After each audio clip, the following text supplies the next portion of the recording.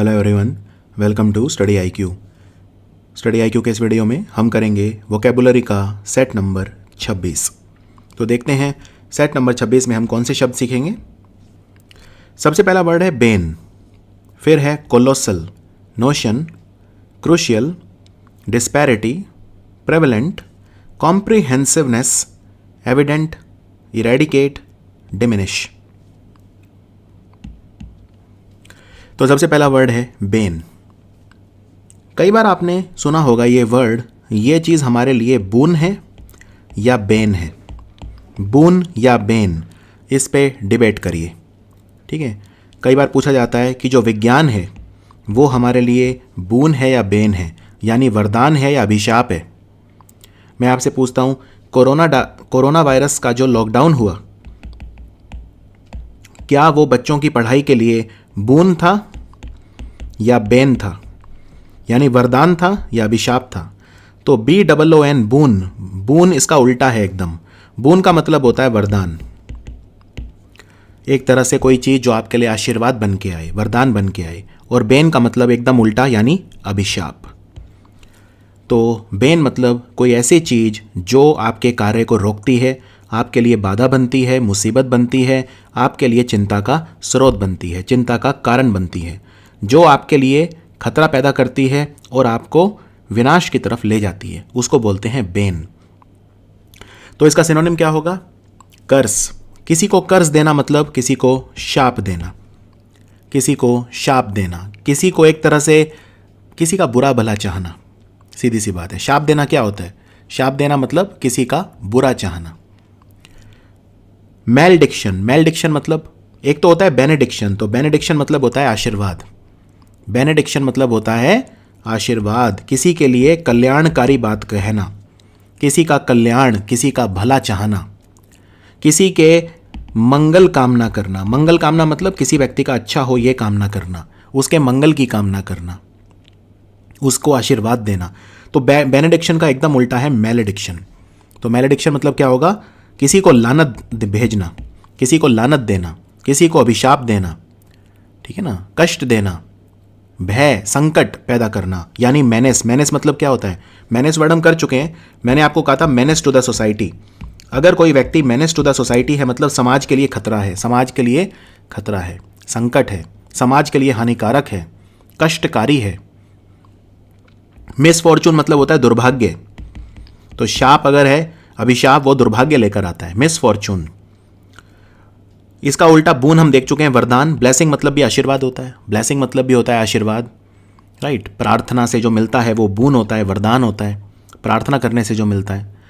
उदारता होती है, भगवान की कृपालुता होती है, कृपा करते हैं। तो एक क्लियर है आपको बेन क्या होता है? तो अक्सर ये चीज़ पूछी जाती है, बून या बेन। साइंस, विज्ञान हमारे लिए बून है कि बेन है? फिर उसमें लोग डिबेट लिखते हैं कि भाई विज्ञान के फ़ायदे ये हैं, नुकसान ये हैं। तो दोनों हैं। कई बार एक ही चीज़ दोनों भी हो सकती है। विज्ञान की वजह से प्रदूषण भी होता है, विज्ञान की वजह से दवाइयाँ भी बनती हैं। अभी इतनी बड़ी कोरोना की प्रॉब्लम क्यों हुई है? क्योंकि इससे दवाई नहीं है।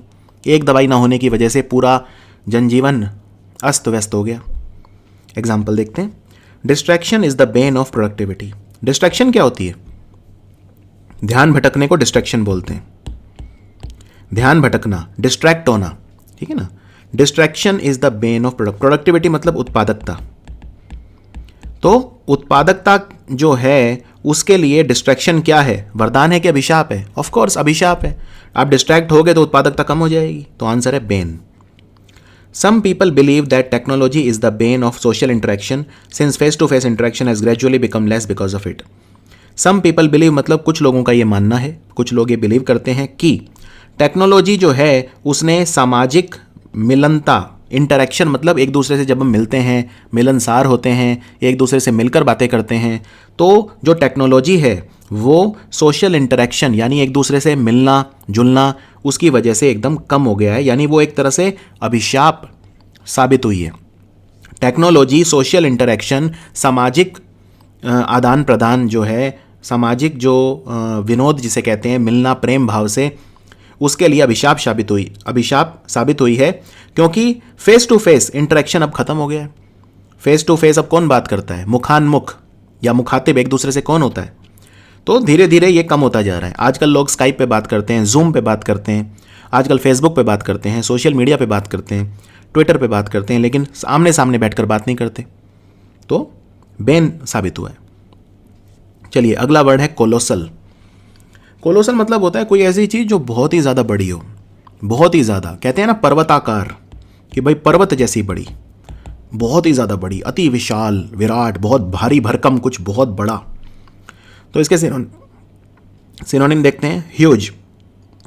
ह्यूज मतलब होता है बहुत बड़ा, सिंपल। ह्यूज, मैसिव, मैसिव मतलब भी बहुत बड़ा। एनॉर्मस मतलब भी बहुत बड़ा।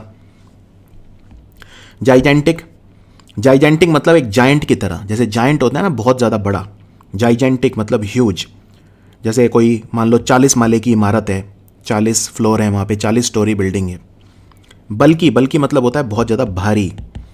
वॉल्यूमिनस, जिसका वॉल्यूम यानी जिसका आयतन बहुत ज़्यादा हो, तो बहुत बड़ी चीज़ होगी कोई। मैमथ, मैमथ एक जानवर होता था हाथी जैसा, एलिफेंट के जैसा दिखता था, लेकिन अब ये धरती से विलुप्त हो गया है मैमथ, अब नहीं होता, इसको वूली मैमथ बोलते थे। तो ये भी बहुत बड़ा था, जैसे हाथी होता है। ह्यूमंगस, ह्यूमंगस मतलब भी होता है बहुत ही ज़्यादा विशाल। तो बहुत ही ज़्यादा बड़ा, बहुत ही ज़्यादा विशाल, कहते हैं ना विराट, एनॉर्मस, विराट रूप। भगवान कृष्ण ने अपना विराट रूप दिखाया। कब दिखाया था विराट रूप? जब दुर्योधन ने कहा था कि उनको बंदी बना लो, तो उन्होंने अपना विराट रूप दिखाया। तो कोलोसल मतलब होता है बहुत ही बड़ा। कई बार बोलते हैं ना भीम काय, भीम के जैसा बड़ा, जैसे भीम था पांडवों में, भीम काय। तो इसका उल्टा क्या होगा? मिनिएचर। मिनी मतलब छोटा, मिनिएचर मतलब बहुत ही छोटा, मिनिएचर वर्जन। मिनिएचर मतलब होता है बहुत ही छोटा, एकदम सूक्ष्म, लघु बोल सकते हो, लघु, छोटा, छोटे आकार का। नन्हा, नन्हा, नन्हा वैसे बच्चों के लिए बोल देते हैं, नन्हा मुन्ना इस तरह से, लेकिन नन्हे का मतलब भी होता है छोटा। अति सूक्ष्म, बहुत ही छोटा। अति लगा दो, अगर किसी चीज़ के आगे मान लो आपको बताना है बहुत ही बड़ा, तो बोल दो भीम काय, राइट। अति विशाल, बहुत भारी, बहुत लगा दो, बड़ा लगा दो, लेकिन लघु लगाएंगे तो छोटा, और सूक्ष्म लगाएंगे तो भी छोटा। जैसे सूक्ष्म जीव होते हैं उसके लिए माइक्रो वर्ड भी यूज़ करते हैं। एक माइक्रो इंडस्ट्री भी होती है जिन्हें सूक्ष्म उद्योग बोलते हैं। एग्जाम्पल देखते हैं। In the centre of the hall stood a colossal wooden statue of dinosaur decorated in Ivory and gold.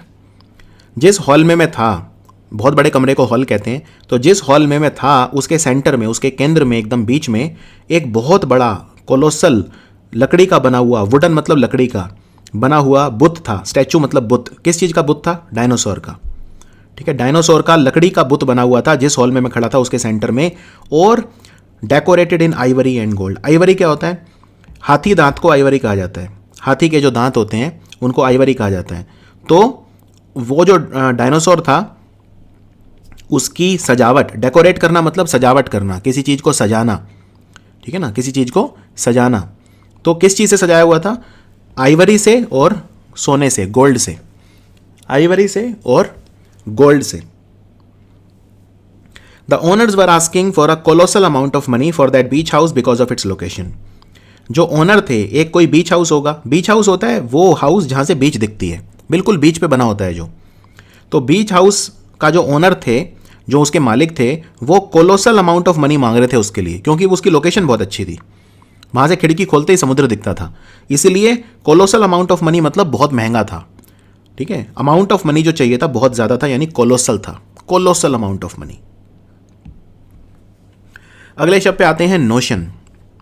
Notion मतलब होता है धारणा, कोई ऐसी चीज़ जो आपका मत हो, आपका ओपिनियन हो, आपका ओपिनियन, आपका नोशन, कोई कंसेप्शन, कोई आपका बिलीफ, कोई ऐसी चीज़ जिसे आप मानते हैं, राइट। लेकिन सुनी सुनाई बात, ऐसा नहीं है कि उसको किसी प्रयोगशाला में आपने वेरीफाई करा हुआ है, टेस्ट करा हुआ है, यानी कोई उसमें फैक्चुअल नॉलेज नहीं होगी, तथ्य नहीं होंगे, तथ्यों से प्रमाणित नहीं होगी वो बस एक धारणा है, उसे धारणा बोलते हैं।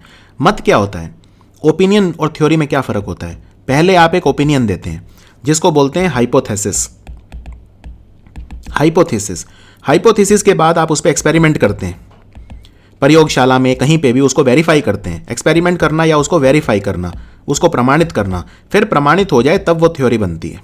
इसी तरह आपका ओपिनियन जो होता है वो अनवेरीफाइड होता है, वो तो मेरा मत है, ठीक है ना, वो तो मेरा मत है।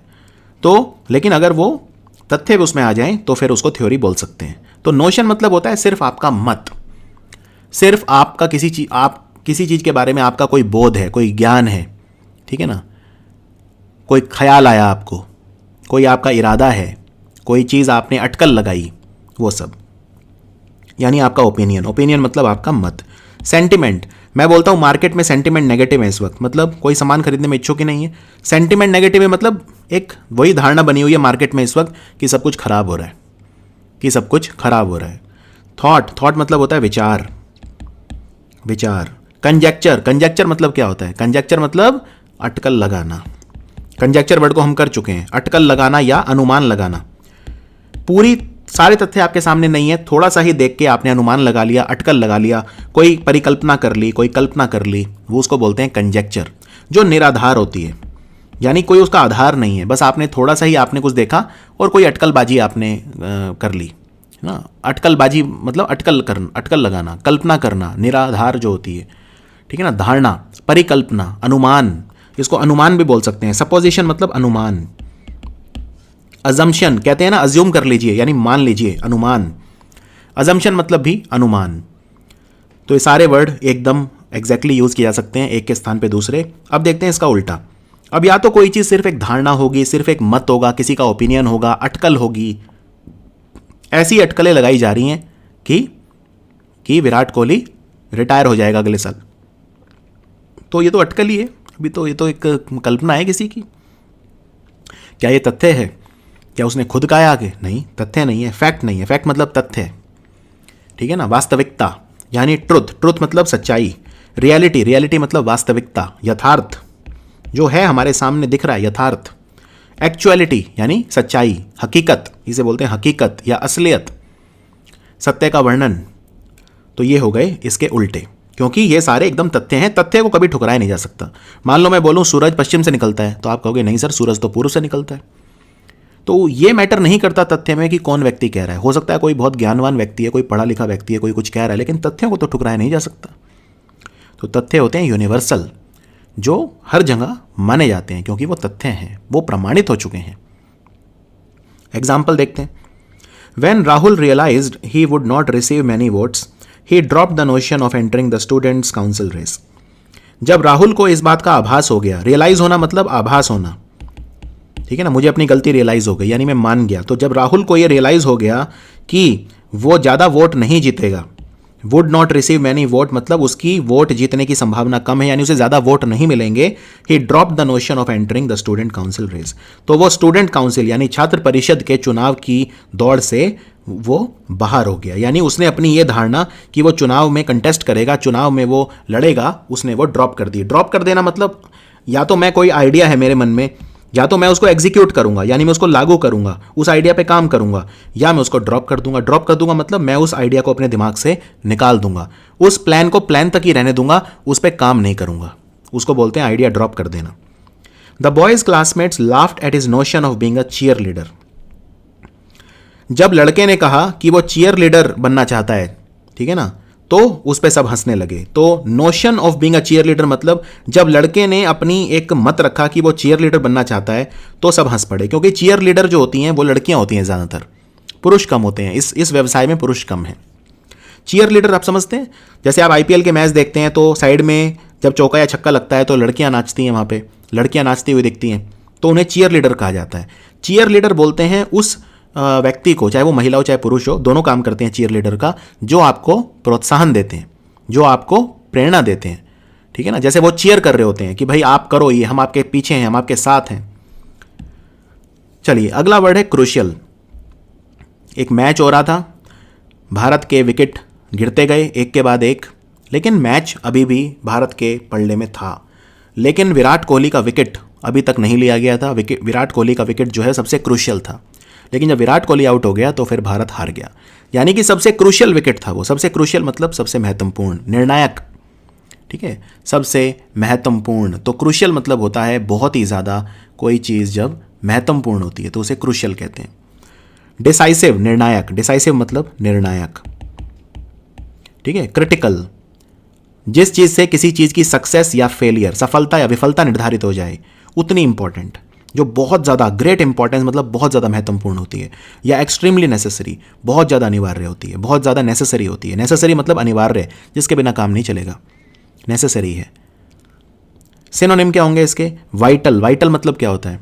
वाइटल मतलब होता है अति आवश्यक, एकदम जीवन मरण का जो खेल होता है, एकदम वाइटल। वाइटल से बना वाइटलिटी, ठीक है ना। वाइटलिटी मतलब शक्ति, जीने की चाह, स्फूर्ति, वाइटलिटी, जो आप में प्राण डाल दे। इसीलिए कैप्सूल आते हैं जिन्हें बोलते हैं रिवाइटल। रिवाइटल मतलब पुनः जीवित करने वाले, एकदम आपको दोबारा जीवित कर देंगे। जब आप थके हुए हैं तो रिवाइटल कैप्सूल खाइए। तो उनका नाम रिवाइटल क्यों रखा गया है? री मतलब दोबारा, वाइटल मतलब जो आपके अंदर प्राण डाल दे। तो वाइटल मतलब होता है जहां जीने मरने की बात आ जाती है, इतना ज़्यादा जरूरी। सिग्निफिकेंट। सिग्निफिकेंट मतलब बहुत ज़्यादा महत्वपूर्ण, बहुत ज़्यादा महत्वपूर्ण। फंडामेंटल, मुख्य, एकदम फंडामेंटल मिस्टेक थी मेरी ये, मतलब सबसे बड़ी मिस्टेक थी। असेंशियल मतलब अनिवार्य, जिसके बिना काम ही ना चले। इंडिस्पेंसिबल मतलब जिसके बिना काम हो ही ना सके, ठीक है ना, इतना ज़्यादा इंपॉर्टेंट। इंडिस्पेंसिबल है, आपकी उपस्थिति वहां पे इंडिस्पेंसिबल है, वरना शादी नहीं होगी। यानी आपके बिना, आप इतने ज़्यादा महत्वपूर्ण हैं हमारे लिए, आप इंडिस्पेंसिबल हैं। कई बार ये भी कहते हैं नो वन इज इंडिस्पेंसिबल। एक कहावत है, no one is indispensable, life goes on. जीवन निरंतर चलता रहता है, जीवन किसी के लिए नहीं रुकता। कोई भी आए कोई भी जाए, क्या जीवन रुका है आज तक? इतने बड़े बड़े लोग आए और गए, क्या जीवन रुका है? तो क्या हम ये नहीं कह सकते कि नो वन इज इंडिस्पेंसिबल? कह सकते हैं, राइट। तो रिक्विसिट, रिक्विसिट ये कहते हैं ना, प्रे रिक्विसिट क्या है, यानी एक शर्त क्या है, अनिवार्यता क्या है? प्रे रिक्विसिट, प्रे रिक्विसिट ये है इंटरव्यू के लिए कि आपको टाई पहननी पड़ेगी, कोट पहनना पड़ेगा। अगर आपने वो नहीं पहना तो आपका इंटरव्यू, आपका साक्षात्कार नहीं लिया जाएगा। तो किसी चीज़ के लिए जब कोई चीज़ प्रे रिक्विसिट होती है, मतलब वो बहुत ज़्यादा अनिवार्य होती है। अनिवार्य के लिए एक बहुत अच्छा शब्द है और कस्टमरी। अगर कोई चीज़ कस्टमरी है तो मतलब वो अनिवार्य है, उसके बिना काम नहीं चलेगा। तो इसका उल्टा क्या होगा? इसका उल्टा इनकॉन्सिक्वेंशियल। इनकॉन्सिक्वेंशियल मतलब क्या होता है? इनकॉन्सिक्वेंशियल मतलब होता है जो बिल्कुल भी इंपॉर्टेंट ना हो। इनकॉन्सिक्वेंशियल है तो भी फर्क नहीं पड़ रहा, नहीं हुआ तो भी फर्क नहीं पड़ रहा, ठीक है ना। मेरे जेब में 1,00,000 रुपए थे और एक 5 रुपए का सिक्का भी था, और 5 रुपए का सिक्का खो गया, तो मैं कहूँगा ठीक है, इनकॉन्सिक्वेंशियल था। 1,00,000 रुपए गिर जाते तो ज़्यादा मुझे दुख होता, क्योंकि वो तो बहुत इंपॉर्टेंट थे। लेकिन 5 रुपए का सिक्का गिर गया, 1,00,000 रुपए बच गए, ठीक है ना। तो यानी इनकॉन्सिक्वेंशियल, फर्क ही ना पड़े, जिसके होने से कोई फर्क ही ना पड़े। इनसिग्निफिकेंट, महत्वहीन, जिसका कोई महत्व ही नहीं है। सिग्निफिकेंट मतलब महत्वपूर्ण, और महत्वहीन मतलब इनसिग्निफिकेंट। अनइम्पॉर्टेंट, जो इंपॉर्टेंट ही नहीं है, ठीक है ना, इंपॉर्टेंट ही नहीं है। ट्रिवियल, छोटा, तुच्छ, एकदम, बिल्कुल। कहते हैं ना, don't fight over trivial matters. अक्सर कहा जाता है do not fight over trivial matters. छोटी छोटी चीज के लिए मत लड़ा करो। ट्रिवियल मैटर, जो बहुत ही तुच्छ ट्रिवियल चीजें हैं, उनके लिए मत लड़ा करो एक दूसरे से। Don't fight over trivial matters. छोटी छोटी चीजों को इग्नोर कर दिया करो। Just ignore this trivial matters. You are trivialising the debate, मतलब आप डिबेट को तुच्छ बना रहे हो, बहुत छोटा कर रहे हो, ठीक है ना। You are trivialising the issue, मतलब आप उसे महत्वहीन बना रहे हो। मान लो आप किसी बहुत महत्वपूर्ण मुद्दे पे बात कर रहे हो किसी के साथ, और वो कुछ बहुत तुच्छ सी चीज़ ले आए बीच में, तो आप कहोगे भाई you are trivialising the debate. आप इस डिबेट को, हम जो डिबेट कर रहे हैं, एक दूसरे से विचार विमर्श कर रहे हैं, राइट, हम विचारों का शास्त्रार्थ कर रहे हैं, आप उसको तुच्छ बना रहे हो, आप उसको ट्रिवियलाइज कर रहे हो। तो ट्रिवियलाइज मतलब महत्वहीन, बहुत ही तुच्छ, बहुत ही ऐसी चीज जिसका महत्व बहुत कम हो, उसको बोलते हैं ट्रिवियल। एग्जाम्पल देखते हैं। During the hot summer months it is crucial that you drink a lot of fluids. गर्मी के महीनों में ये क्रूशियल है, बहुत ज़्यादा इंपॉर्टेंट है, बहुत ज़्यादा महत्वपूर्ण है कि आप बहुत सारे फ्लूइड्स पियो, तरल पदार्थ पियो, पानी पियो, जूस पियो। Panama canal provides a crucial shipping link between the Atlantic and the Pacific ocean. Atlantic और पैसिफिक ओशियन, अटलांटिक और प्रशांत महासागर के बीच में जो पनामा कनाल है, वो एक बहुत महत्वपूर्ण क्रूशियल शिपिंग लिंक बनाता है, यानी जहाज़ों के जाने का रास्ता बनाता है, जहाँ से जहाज आसानी से जा सकते हैं। अगला शब्द है डिस्पैरिटी। कहते हैं ना, हमारे इनकम डिस्पैरिटी हमारी कंट्री में बढ़ रही है। इनकम डिस्पैरिटी मतलब क्या होता है? किसी भी चीज़ की डिस्पैरिटी। जैसे कहते हैं जेंडर डिस्पैरिटी बढ़ रही है। जेंडर डिस्पैरिटी मतलब जेंडर इनइक्वालिटी, यानी कि लिंग असमानता। डिस्पैरिटी मतलब होता है असमानता या विषमता, यानी जब दो चीज़ों में फर्क हो जाए। अब इनकम डिस्पैरिटी बढ़ रही है मतलब क्या है? गरीब गरीब हो रहा है और ज़्यादा अमीर अमीर हो रहा है। तो अगर गरीब गरीब हो रहा है और अमीर अमीर होता जा रहा है, तो दोनों के बीच में जो असमानता है वो बढ़ती जा रही है, डिस्पैरिटी बढ़ती जा रही है, असमानता। जेंडर डिस्पैरिटी मतलब जब पुरुष और जेंडर डिस्पैरिटी भी आजकल कम हो रही है। जेंडर डिस्पैरिटी कम हो रही है क्यों? क्योंकि पढ़ाई कर रहे हैं लोग, तो अब पुरुषों और स्त्रियों में धीरे धीरे अंतर कम हो रहा है। पहले अंतर बहुत ज़्यादा था, पहले स्त्रियों का महत्व भी बहुत कम था, लेकिन अब ऐसा नहीं है। अब लड़कियां कुछ क्षेत्रों में तो पुरुषों से भी आगे जा रही हैं। तो जेंडर डिस्पैरिटी कम हो रही है, लिंग असमानता कम हो रही है, ठीक है ना, जेंडर गैप कम हो रहा है। तो सिनोनिम क्या होगा इसका डिस्पैरिटी का? इनइक्वालिटी। इनइक्वालिटी मतलब असमानता, जब दो चीज़ें इक्वल नहीं है, इनइक्वालिटी। हमारे समाज में इनइक्वालिटी बढ़ रही है। इनइक्वालिटी बढ़ रही है मतलब वही है, एक ही बात है, income disparity, income inequality. Discrepancy, discrepancy मतलब भी होता है असमानता, ठीक है। There should be no discrepancy in what you think and what you do. आपकी कथनी और करनी में फर्क नहीं होना चाहिए, यानी डिस्क्रिपेंसी नहीं होनी चाहिए, असमानता नहीं होनी चाहिए। जो आप सोचो वही करो, कथनी और करनी, जो कहो वही करो। इनकंसिस्टेंसी, इनकंसिस्टेंसी मतलब जो कंसिस्टेंट नहीं है, ठीक है ना, जो कंसिस्टेंट नहीं है। डिस्प्रोपोर्शनेट, डिस्प्रोपोर्शनेट मतलब क्या होता है? अगेन बहुत ही ज़्यादा विभिन्नता, बहुत ही ज़्यादा विभिन्नता, यानी अगेन असमानता, बहुत ही ज़्यादा। जैसे कहते हैं उसके पास डिस्प्रोपोर्शनेट मनी था, यानी इतना ज़्यादा पैसा था उसके पास जो उसको देख के नहीं लगता, यानी उसका जो लाइफ स्टाइल है, यानी उसके पास मान लो एक मारुति गाड़ी है और उसके घर पे जब छापा पड़ा तो 50 करोड़ रुपए मिले, तो यानी कि दोनों में असमानता है। तो कहते हैं, इसीलिए वर्ड यूज करते हैं डिस्प्रोपोर्शनेट एसेट्स। एक वर्ड होता है डिस्प्रोपोर्शनेट एसेट्स, जो कि क्राइम है। अपनी आय से अधिक पैसा रखना, उसको बोलते हैं डिस्प्रोपोर्शनेट मनी, डिस्प्रोपोर्शनेट एसेट, यानी कि आपके जीवन में और आपके उसमें डिस्प्रोपोर्शनेट यानी असमानता है। वेरिएशन, वेरिएशन मतलब भी होता है भिन्नता। डाइवर्जेंस, डाइवर्जेंस मतलब मान लो बोलता हूं कि मैं अभी हमारे जो रास्ते हैं वो डाइवर्जेंट हैं, यानी कि अलग दिशाओं में है। अगर दो रास्ते मिलते हैं तो हम कहेंगे वो कन्वर्ज कर रहे हैं, ठीक है ना, कन्वर्ज कर रहे हैं। The thing that attracted me towards my friend was that our opinions converged. मेरे और मेरे दोस्त में, हम दोनों इतने अच्छे दोस्त क्यों हैं? क्योंकि हमारे जो विचार हैं वो कन्वर्ज करते हैं। कन्वर्ज करते हैं मतलब एक ही दिशा में आते हैं और मिल जाते हैं, यानी विचार मिल जाते हैं। तो कन्वर्ज करना मतलब मिल जाना, डाइवर्ज करना मतलब दूर जाना, अंतर बढ़ता जाना। तो अगर डाइवर्जेंस है मतलब भिन्नता है, कन्वर्जेंस है मतलब सिमिलैरिटी है, समानता है। कॉन्ट्रास्ट, कॉन्ट्रास्ट मतलब क्या होता है? फर्क दिखता है जब, कॉन्ट्रास्ट, ठीक है ना। कहते हैं ना in sharp contrast, he was a rich man in sharp contrast to his brother. वो बहुत ही ज्यादा अमीर व्यक्ति था। In sharp contrast, in sharp contrast मतलब बिल्कुल विपरीत अपने भाई के, यानी उसका भाई बहुत गरीब था। इन शार्प कॉन्ट्रास्ट यानी कि अगेन भिन्नता, फर्क दिखता है जब, उसे कॉन्ट्रास्ट बोलते हैं। एंटोनिम, इसका उल्टा क्या होगा? पैरिटी, पैरिटी मतलब समानता, सिमिलैरिटी मतलब समानता, सिमिलैरिटी मतलब भी समानता। कन्फर्मिटी, कन्फर्मिटी मतलब क्या होता है? किसी की बात मान लेना, ठीक है ना, सहमति दिखाना, तो कन्फर्मिटी मतलब सहमति दिखाना।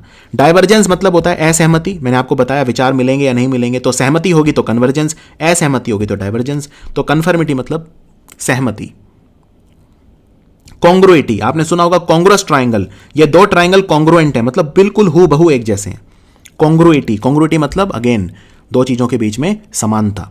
इक्विवेलेंसी, इक्विवेलेंसी क्या होता है? इक्वल, एक तरह की इक्वालिटी, एक तरह की समानता।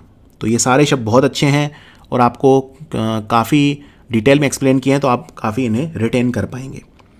There is a huge disparity between the living standard of the urban and the rural in the rural areas. हमारे देश में जो जीने का तरीका है, लिविंग स्टैंडर्ड बोलते हैं जिसे, स्टैंडर्ड ऑफ लिविंग, वो शहरी यानी अर्बन और गांव वाले यानी रूरल एरियाज में काफ़ी असमानता है, यानी ह्यूज डिस्पैरिटी है। When the old director married a young actress, everyone talked about the disparity in the ages of the couple. जब एक बहुत बूढ़े डायरेक्टर ने, निर्देशक ने एक बहुत ही जवान अभिनेत्री से शादी कर ली, तो सबने कहा कि उनके बीच में एज डिस्पैरिटी बहुत ज़्यादा है, ये ठीक नहीं है। एज डिस्पैरिटी मतलब आयु में अंतर बहुत ज़्यादा है। एज डिस्पैरिटी, आयु में अंतर बहुत ज़्यादा है। एक 70 साल का था, एक 30 साल की है, तो ऑब्वियसली लोग बातें करेंगे। चलिए आगे बढ़ते हैं। अगला शब्द है प्रेवलेंट। प्रेवलेंट मतलब क्या होता है? कोई चीज़ जो बहुत ज़्यादा प्रचलित होती है, बहुत ज़्यादा प्रचलन में होती है। तो अगर बहुत ज़्यादा प्रचलन में है, बहुत ज़्यादा चली हुई है, तो मतलब प्रचलित है, ठीक है ना, प्रेवलेंट है। ये हमारे यहाँ बहुत प्रेवलेंट प्रैक्टिस है, ठीक है। प्रेवलेंट प्रैक्टिस क्या है कि किताब जब हम यूज़ करते हैं, कॉपी यूज़ करते हैं, तो पहला पन्ना छोड़ देते हैं, पहला पन्ना छोड़ देते हैं। कई बार कहते हैं ना, पहला पन्ना राम का, दूसरा पन्ना काम का, मतलब पहला पन्ना हमने भगवान को समर्पित कर दिया, दूसरे पन्ने से काम शुरू करेंगे। तो ये हमारे यहाँ प्रेवलेंट है काफ़ी चीज़, यानी प्रचलित है ये हमारे यहाँ, ठीक है। या कोई रिवाज होते हैं, रिवाज को क्या बोलते हैं इंग्लिश में? Customs and traditions. परंपराएं, रिवाज और परंपराएं। ट्रेडिशन मतलब परंपरा, कस्टम मतलब रिवाज। तो ये हमारे यहाँ कस्टम और ट्रेडिशन आपको हर घर में मिलेंगे, काफ़ी ज़्यादा प्रेवलेंट हैं, प्रचलित हैं, राइट। काफ़ी प्रबल हैं, काफ़ी व्यापक रूप से इन्हें माना जाता है, दूर तक फैलाव है इनका, काफ़ी इनका प्रभुत्व है, बहुत ज़्यादा है, ठीक है। सिनोनिम क्या होगा? सिनोनिम मतलब फ्रिक्वेंट। अगर कोई चीज़ फ्रिक्वेंट होती है मतलब बार बार होती है, नियमित रूप से होती है, अक्सर होती है, अधिक होती है, राइट, तो वही प्रेवलेंट। कोई चीज़ बहुत ज़्यादा फैली हुई है, बहुत ज़्यादा फ्रिक्वेंट है। फ्रिक्वेंट मतलब बार बार देखी जाती है ये चीज़, ठीक है। हमारे यहाँ, हमारे गांव में लड़ाई बहुत ज़्यादा होती है, बहुत फ्रिक्वेंटली होती है। फ्रिक्वेंट मतलब बहुत सामान्य हो गया है अभी ये, ठीक है ना, बहुत ही ज़्यादा सामान्य है। रैम्पेंट, रैम्पेंट मतलब भी होता है बहुत ज़्यादा। अगर मान लो आप किसी डॉक्टर के पास गए और आपके दांत में कीड़ा लगा है, जैसे केरीज बोलते हैं, तो अगर सारे दांतों में लगे हैं आपके कीड़े, तो वो डॉक्टर कहेगा आपको रैम्पेंट केरीज है। रैम्पेंट केरीज मतलब बहुत ज़्यादा आपके दांत में कीड़ा लगा हुआ है। परवेजिव, परवेजिव मतलब होता है कोई चीज़ जो बहुत ज़्यादा प्रचलन में होती है, वही प्रचलित, बहुत ही ज़्यादा प्रचलित, उसे क्या बोलेंगे हम? परवेजिव। परवेजिव को बोलते हैं व्यापक, बहुत ज़्यादा व्यापक है। और इसका उल्टा क्या होगा? अनकॉमन। अनकॉमन मतलब जो आम रूप से नहीं दिखती, ठीक है ना, जो आम रूप से नहीं दिखती। रेयर मतलब दुर्लभ। एक्सेप्शनल मतलब एक अपवाद है, इतनी फ्रीक्वेंट नहीं है, अपवाद है। मान लो पूरे गांव में एक ही व्यक्ति को बीमारी हुई, तो आप कहेंगे कि कोरोना यहाँ पे जो है वो एक्सेप्शनल केस है, बस ये एक जो है ये एक अपवाद है, एक्सेप्शनल केस है, ठीक है ना, ये अनोखा है एक तरह से केस, सबसे भिन्न है ये केस, अनूठा है, अनोखा है, असाधारण है, असामान्य है, ठीक है ना। यही व्यक्ति निराला है, बस इसे हुआ है, बाकी किसी को नहीं हुआ। तो फ्रीक्वेंट नहीं है, रैम्पेंट नहीं है, परवेजिव नहीं है, प्रेवलेंट नहीं है, बहुत ज़्यादा फैल नहीं रहा रोग। अनयूजुअल मतलब अनोखा। अनयूजुअल मतलब क्या होता है? अजीब। अनयूजुअल मतलब अजीब, बहुत अनयूजुअल रिएक्शन दिया उसने। हमेशा वो खुश रहता है, आज पता नहीं उसका बहुत अनयूजुअल बिहेवियर था। यानी अनयूजुअल बिहेवियर मतलब यानी जैसा व्यवहार वो हर बार करता है आज वैसा नहीं था, कुछ तो गड़बड़ थी। The custom of worshipping the ancestors is still prevalent in Indian culture. Ancestor होते हैं हमारे पूर्वज। एंसेस्टर को फोर फादर भी कहा जाता है। फोर फादर यानी हमारे पूर्वज। तो हमारा कस्टम, हमारा रिवाज ये है भारत में, भारत के कल्चर, भारत की संस्कृति में अपने पूर्वजों की पूजा करना, यानी अपने एंसेस्टर की वर्शिप करना। वर्शिप करना मतलब पूजा करना, वो काफ़ी ज़्यादा प्रेवलेंट है, काफ़ी ज़्यादा प्रचलित है, ठीक है ना। भारत में लोग अपने जो पूर्वज हैं उनकी पूजा करते हैं। Drought conditions have been prevalent across the areas of Rajasthan, Gujarat, MP and Maharashtra for several year. Rajasthan, Gujarat, Madhya Pradesh और महाराष्ट्र के बहुत सारे हिस्सों में अकाल की स्थिति, ड्रॉट कंडीशन, कंडीशन मतलब स्थिति या परिस्थिति, ड्रॉट मतलब होता है अकाल, अकाल पड़ना, ना के बराबर बारिश होना, फसल सारी खत्म हो जाना, ड्रॉट। तो बाढ़ का एकदम उल्टा होता है ड्रॉट, यानी अकाल। तो अकाल की स्थिति पड़ी हुई है, अकाल की स्थिति जो है वो प्रेवलेंट है, यानी काफ़ी फैली हुई है, काफ़ी ज़्यादा अकाल पड़ा हुआ है, मतलब राजस्थान, गुजरात, मध्य प्रदेश और महाराष्ट्र के कुछ इलाकों में कई साल से, for several year. Several year मतलब बहुत सालों से। तो क्लियर है, या तो कोई चीज़ प्रेवलेंट होगी, बहुत ज़्यादा फैली होगी, बहुत ज़्यादा प्रचलन में होगी, प्रचलित होगी, या बिल्कुल अनोखा कुछ होगा, रेयर, दुर्लभ, एक्सेप्शनल, अपवाद, अनयूजुअल, ठीक है ना। चलिए अगला शब्द है कॉम्प्रिहेंसिव।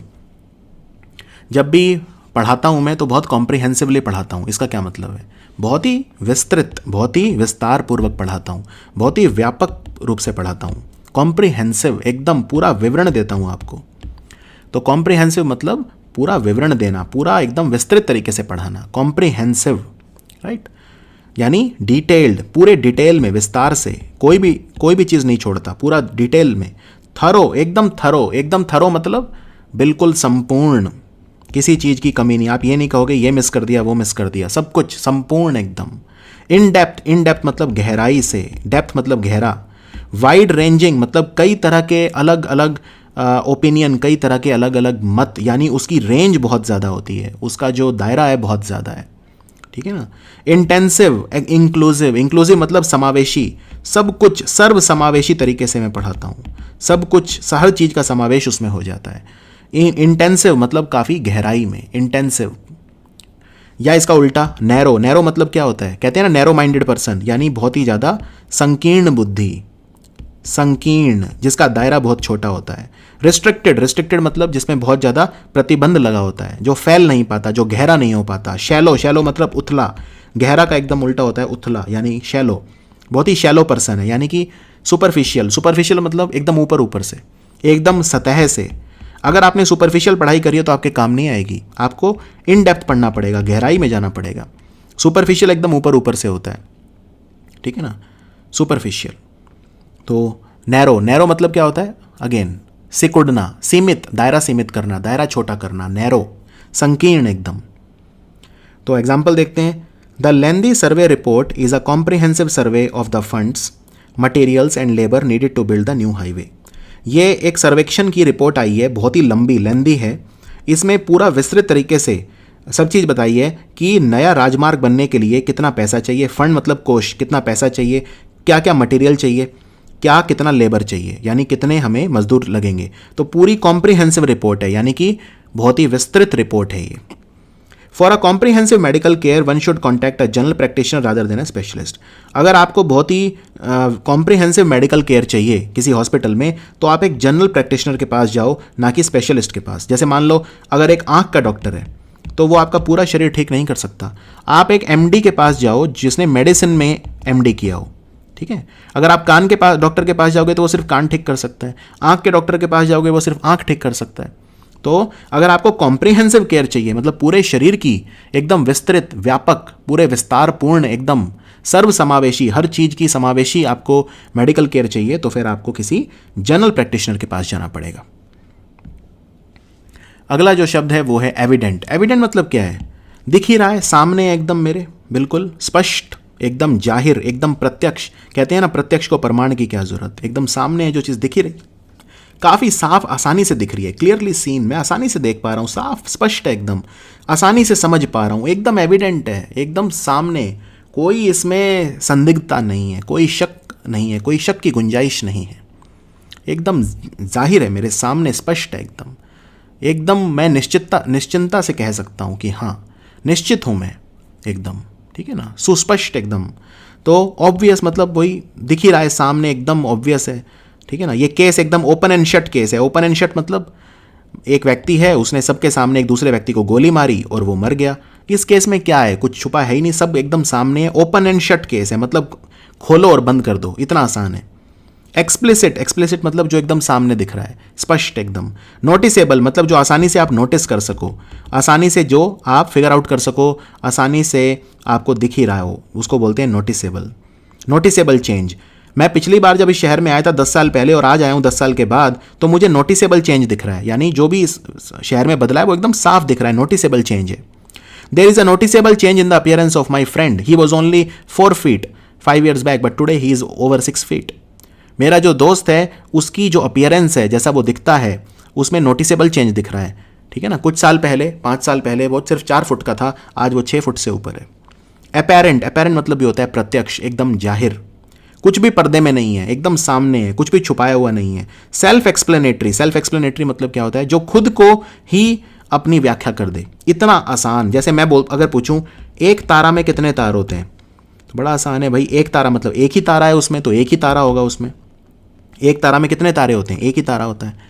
कितना आसान है, खुद ही सेल्फ एक्सप्लेनेटरी, अपने आप को खुद ही उजागर कर रहा है, खुद ही अपनी व्याख्या कर रहा है, सेल्फ एक्सप्लेनेटरी, ठीक है ना। परस्पिकुअस, परस्पिकुअस मतलब जो बहुत ही आसानी से दिख जाए, आसानी से स्पष्ट हो जाए, आसानी से समझ में आ जाए, बहुत ही ज़्यादा परस्पिकुअस है, ठीक है। कॉन्स्पिकुअस मतलब भी वही है, कॉन्स्पिकुअस, ठीक है, बहुत ही ज़्यादा कॉन्स्पिकुअस होना मतलब आसानी से दिख जाना, आसानी से समझा जाना। इसका उल्टा क्या होगा, हिडन, हिडन मतलब छुपा हुआ, हिडन मतलब छुपा हुआ। कंसील्ड, कंसील्ड मतलब भी छुपा हुआ, नकाब में होना, नकाब। श्राउड, श्राउड मतलब कफन को बोलते हैं श्राउड, तो कफन डाल दिया मतलब किसी को छुपा दिया, यानी कोई छुपी हुई चीज़। वेग, वेग मतलब अस्पष्ट, जो स्पष्ट नहीं है, धुंधली। एम्बिगुअस, एम्बिगुअस मतलब क्या होता है, जिसके कई अर्थ निकलते हैं, असली अर्थ सामने नहीं आता। अस्पष्ट वही, संदिग्ध, अनेक अर्थी, अनेक अर्थी या द्विअर्थी, दो मतलब निकल रहे हैं आपकी बात के, आपकी बात एकदम स्पष्ट नहीं है, एम्बिग्विटी है उसमें। तो जिस बात में एम्बिग्विटी होती है वो एम्बिगुअस होती है, ठीक है, एम्बिग्विटी। अनक्लियर, अनक्लियर मतलब जो स्पष्ट नहीं है, अनक्लियर यानी धुंधला। क्लाउडेड, आप इसे क्लाउडेड भी बोल सकते हो, clouded, my opinion is clouded, मेरा ओपिनियन, मेरा जो मत है वो क्लाउडेड है, वो स्पष्ट नहीं है, ठीक है ना, my opinion is clouded. Example, from the obnoxious smell, it was evident that drains had been blocked for several days. Obnoxious smell मतलब होता है बदबू, बहुत ही ज़्यादा गंदी बदबू, stench, unbearable, जो बर्दाश्त ना हो, इतनी गंदी बदबू. तो इतनी ज़्यादा गंदी बदबू आ रही थी कि एकदम स्पष्ट था, एकदम जाहिर था कि जो नालियाँ हैं वो रुकी हुई हैं बहुत दिनों से. ड्रेन मतलब होता है नाली या गटर. ड्रेन मतलब नाला या गटर या नाली.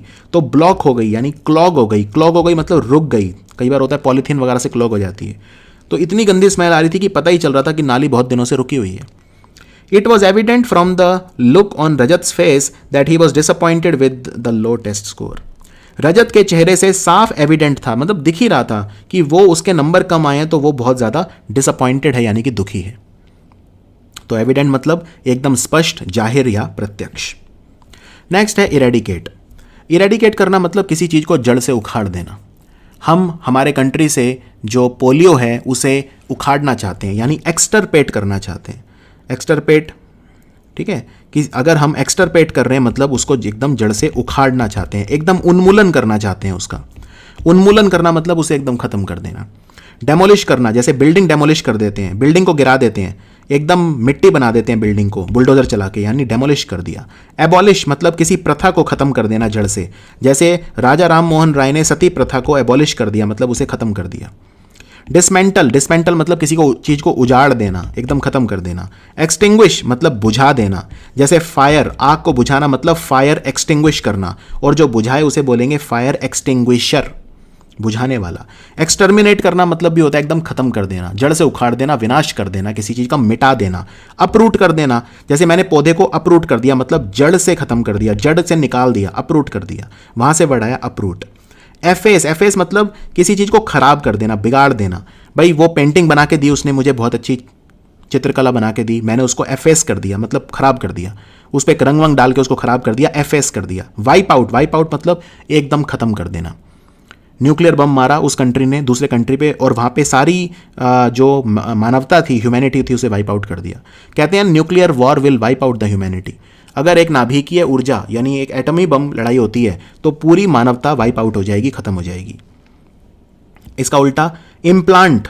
अब या तो कोई चीज़ आप खत्म करोगे या किसी चीज़ को जन्म दोगे. इम्प्लांट करना मतलब क्या होता है? इम्प्लांट करना मतलब किसी चीज़ की रक्षा करना, किसी चीज़ को प्रोत्साहन देना, ठीक है, किसी चीज़ को पनपने देना, किसी चीज़ का बीज डालना जिससे वो चीज़ हो वहाँ पे, ठीक है ना, इम्प्लांट करना.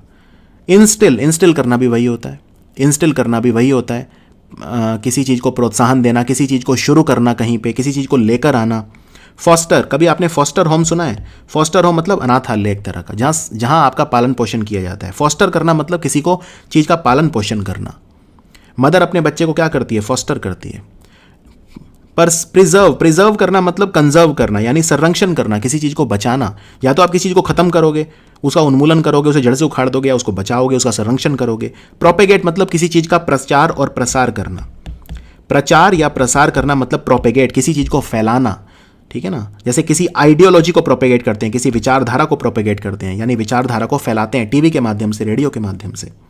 एनकरेज करना मतलब किसी चीज़ को प्रोत्साहन देना, किसी चीज़ को प्रोत्साहन देना. एग्जाम्पल देखते हैं.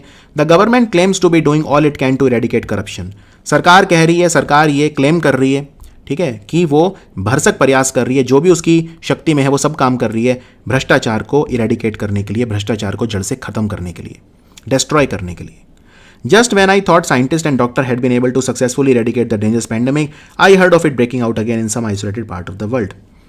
Just when I thought मतलब जब मैंने ये सोचा कि वैज्ञानिक और doctor had been able to successfully eradicate the dangerous pandemic, जो डेंजरस, बहुत ही ज़्यादा हानिकारक जो पेंडेमिक फैला हुआ है, उसको साइंटिस्ट और डॉक्टर मिलके उसको सक्सेसफुली, पूरी सफलता के साथ ख़त्म करने ही वाले हैं, तभी न्यूज़ आई heard of it breaking out again in some isolated part of the world.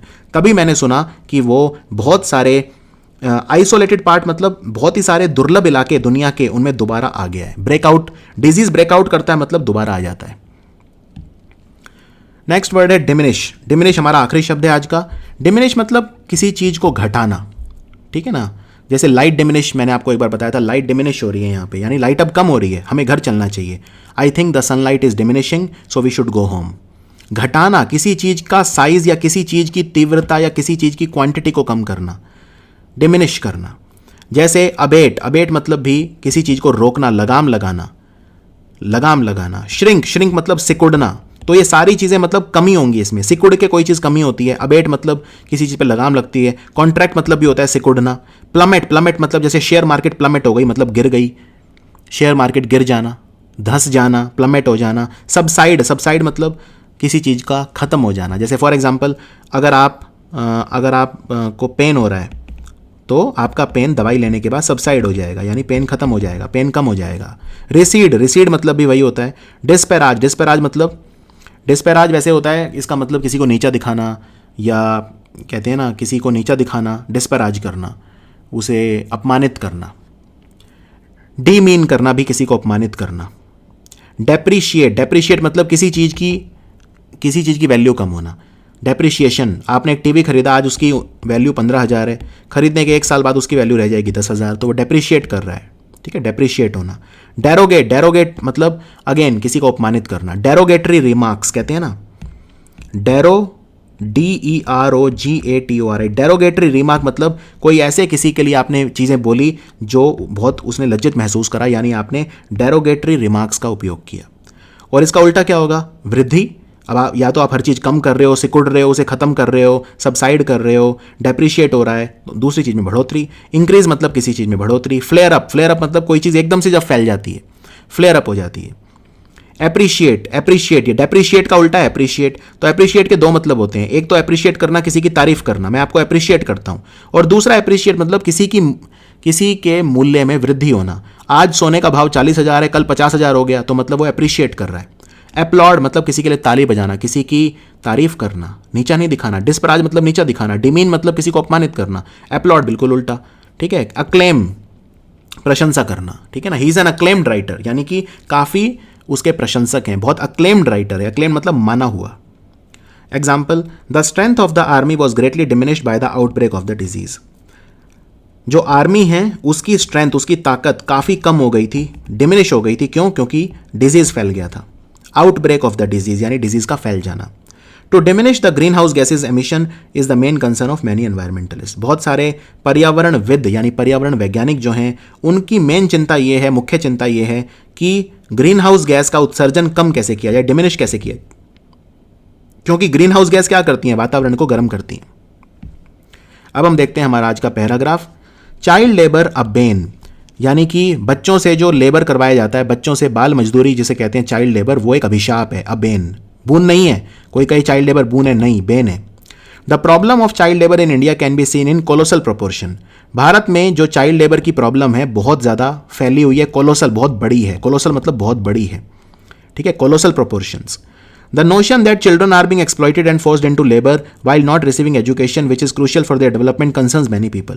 ये विचार कि ये धारणा कि बच्चे जो हैं उनका शोषण होता है और उन्हें बाल मजदूरी में फोर्स किया जाता है, ठीक है, बल का उपयोग करके बच्चों को डरा धमका के उन्हें बाल मजदूरी कराई जाती है और उन्हें बिल्कुल भी एजुकेशन नहीं मिलती है, जो कि बहुत क्रूशियल है, महत्वपूर्ण है उनके भविष्य के लिए, उनके विकास के लिए।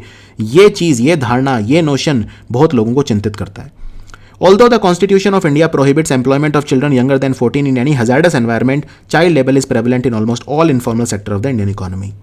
हालांकि हमारा संविधान, भारत का संविधान प्रोहिबिट करता है यानी कि प्रतिबंध लगाता है कि एम्प्लॉयमेंट ऑफ चिल्ड्रन, बाल मजदूरी, बच्चों को रोजगार देना जिनकी उम्र यंगर देन 14, 14 साल से कम है, किसी भी हजार्डस एनवायरमेंट, हजार्डस मतलब खतरनाक पर्यावरण में, यानी कोई ऐसा उद्योग जहाँ पे बच्चों के लिए वातावरण अनुकूल नहीं है, प्रतिकूल है, जहाँ पे बच्चों के लिए हजार्डस, हजार्डस मतलब कोई चीज़ हानिकारक होती है। जैसे बच्चे अगर मान लो ईंट की भट्टी में काम कर रहे हैं तो वो हजार्डस एनवायरनमेंट है, हजार्डस है। हजार्डस मतलब खतरनाक है, हानिकारक है, ठीक है ना। हालांकि हमारा संविधान 14 साल से कम उम्र के बच्चों को प्रोहिबिट करता है, प्रतिबंध लगाता है, उन पर बैन करता है कि वो किसी हजार्डस एनवायरनमेंट में काम ना करें। उसके बावजूद child labour is prevalent in almost on informal sector of the Indian economy. उसके बावजूद जो बाल मजदूरी है वो बहुत ज़्यादा फैली हुई है, प्रेवलेंट है, प्रचलित है, लगभग हमारे गैर संगठित क्षेत्र में, हमारी अर्थव्यवस्था के हर इनफॉर्मल सेक्टर मतलब गैर औपचारिक या गैर संगठित क्षेत्र जो है उसमें बहुत ज़्यादा प्रेवलेंट है। The most comprehensive of all child labour laws passed in India is the child labour prohibition and regulation act of 1986। अब तक जो सबसे इंपॉर्टेंट चाइल्ड लेबर को रोकने के लिए कानून है वो पारित हुआ था, जिसका नाम है child labour prohibition and regulation act of 1986, यानी चाइल्ड बाल मजदूरी अधिनियम 1986 का, जो रेगुलेट करता है यानी नियामक है, और प्रोहिबिट करता है यानी प्रतिबंध लगाता है बाल मजदूरी पे। But even after the enactment of this act child labour is still evident because of increase disparity between poverty and education. तो बाल मजदूरी अभी भी बहुत ज़्यादा एविडेंट है, मतलब प्रत्यक्ष है, सामने दिखती है। क्यों? क्योंकि असमानता बढ़ती जा रही है, खास तौर पे गरीबी और शिक्षा के क्षेत्र में असमानता बढ़ रही है। I believe if poverty is eradicated the need for child labour will automatically diminish. मेरा ये मानना है अगर हम गरीबी को हटा सकें, खत्म कर सकें, इरेडिकेट कर सकें, एक्सटर्पेट कर सकें गरीबी को, तो बाल मजदूरी की ज़रूरत, नीड फॉर चाइल्ड लेबर अपने आप कम हो जाएगी, डिमिनिश हो जाएगी। तो ये आप आसानी से समझ सकते थे अगर आपने थोड़ा सा भी मेहनत करी है। और अब हम करते हैं हमारा क्विज। एविडेंट का उल्टा। एविडेंट मतलब जो सामने दिख ही रहा है, एकदम कंस्पिकुअस है, ठीक है, परस्पिकुअस है, एकदम अपेरेंट है, तो इसका उल्टा क्या हो गया? एम्बिगुअस। एम्बिगुअस मतलब जिसमें संदिग्धता बनी होती है, एम्बिगुअस जो अस्पष्ट होता है। डिमिनिश का सिमिलर। डिमिनिश मतलब किसी चीज़ का कम होना, तो इसका सिमिलर मीनिंग क्या होगा? अबेट। अबेट मतलब भी होता है किसी चीज़ का कम होना। तो अगर कोई चीज़ अनअबेटेड है, मतलब corruption is unabated in our country, मतलब अन मतलब उल्टा, अबेट मतलब कम होना, अन मतलब उल्टा हो जाता है, यानी करप्शन एकदम बढ़ती जा रही है। अनअबेटेड, अनअबेटेड मतलब जिस पे रोक ही नहीं है। तो डिमिनिश का सिमिलर मीनिंग हो गया अबेट। कॉम्प्रिहेंसिव का उल्टा। कॉम्प्रिहेंसिव मतलब बहुत ही विस्तृत रूप से, ठीक है, बहुत विस्तृत। तो इसका उल्टा क्या होगा? सुपरफिशियल, बिल्कुल एकदम उथला, ऊपर ऊपर से पढ़ना। कॉम्प्रिहेंसिव पढ़ोगे या फिर आप सुपरफिशियल पढ़ोगे। बेन। बेन का उल्टा क्या होगा? बून। तो आंसर है ए, बून, ठीक है। फिर इरेडिकेट का समानार्थी शब्द। इरेडिकेट मतलब किसी चीज़ को खत्म करना, तो इसका समानार्थी क्या होगा? एफेस। एफेस मतलब भी होता है किसी चीज़ को बिगाड़ देना, खत्म कर देना, तो एफेस कर देना, जैसे पेंटिंग वाला एग्जांपल दिया था मैंने। तो ये था हमारा वोकैबुलरी का वीडियो नंबर 26। मिलते हैं बहुत जल्दी वोकैबुलरी के वीडियो नंबर 27 में। Thank you for watching study IQ।